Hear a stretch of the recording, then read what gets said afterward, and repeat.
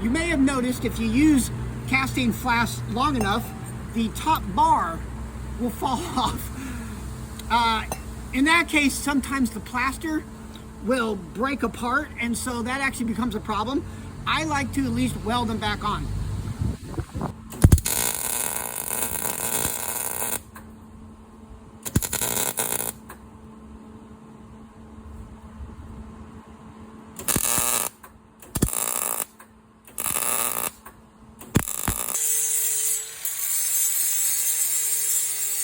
Why do I grind them smooth?